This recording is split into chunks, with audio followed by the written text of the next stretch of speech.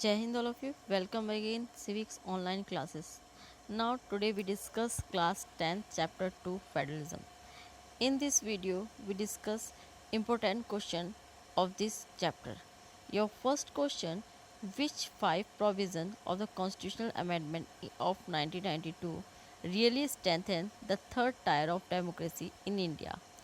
Explain it. Now, major steps toward decentralization and strengthening of third tier taken in 1992 were: first, now it is constitutionally mandatory to hold regular election to local government bodies. First जो amendment करा गया उसके according अब जो local bodies के जो election होंगे local government के वो करवाने ज़रूरी होंगे, वो टाइमली होंगे। मीन्स अब ये नहीं होगा कि वन टाइम इलेक्शन होंगे तो वन टाइम नहीं, रेगुलरली एक टाइम पीरियड होगा, उसके अकॉर्डिंग वो इलेक्शन करवाए जाएंगे। Seats are reserved in elected bodies for schedule caste, schedule tribes, other backward classes.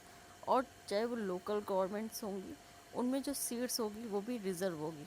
Means continuously ये नहीं होगा कि एक ही कास्ट या एक ही रिलीजन्स का जो पर्सन है वही केवल इलेक्शन पार्टिसिपेट कर रहा है।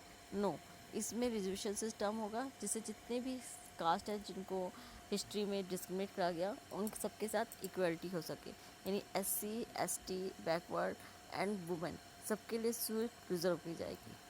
At least one third of all position seats are reserve for women, और वन थर्ड सीट्स किसके लिए रिजर्व होगी? वुमेन के लिए। And independent constitutional called the state election commission was created to conduct panchayat and municipal election.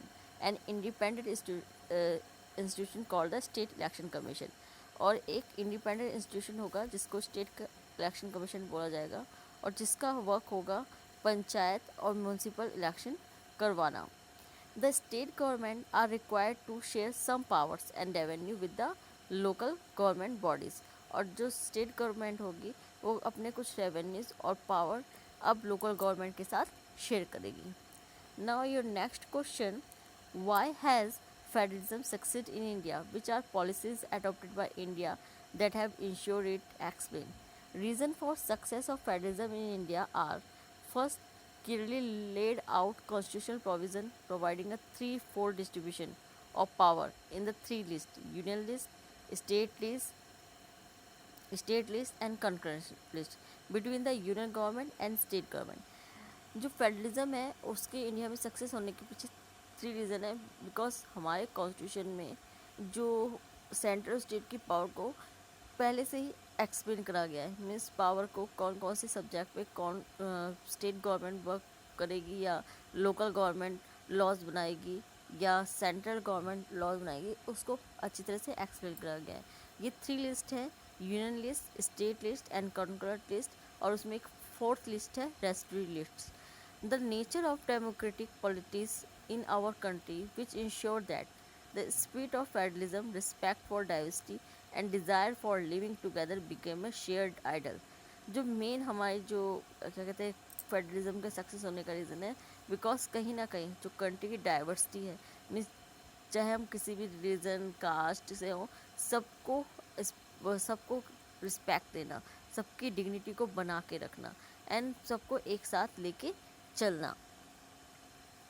The creation of linguistic state boundaries are several old states of India were changed in order to create new states, and this was done to ensure that people who spoke the same language lived in the same state, and later some states were created to recognize differences based on culture, ethnicity or geography.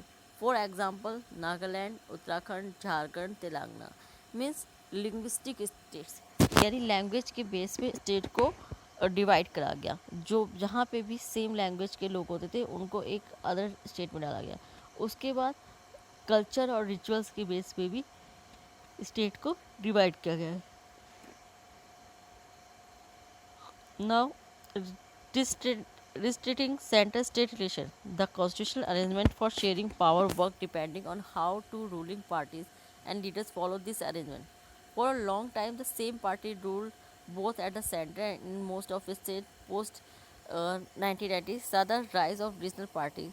Some no single, some since no single party got a clear majority in the Lok Sabha, and the national parties had to enter into alliance, and which led to a new culture of power sharing and respect for autonomy of state government. Because जैसा हमने देखा कि पहले क्या होता था, continue India में जो कांग्रेस पार्टी है उसका ही डोमिनेंस रहा, कंटिन्यू जो कांग्रेस पार्टी है वही 65 ईयर्स तक यहाँ पे रूल करती है। ऐसे में बाद में बट जब राजीव गांधी के बाद टाइम के बाद से जो जो कांग्रेस पार्टी थी उसको मेजोरिटी में वोट मिलने बंद हो गए। अब ऐसे में कांग्रेस ने उसके बाद से कोलाइजेशन की गवर्नमेंट बनाई, उसके बाद बीजेपी भी सत्ता में आई। अटल जी के टाइम में उसने भी कोलाइजेशन की गवर्नमेंट बनाई।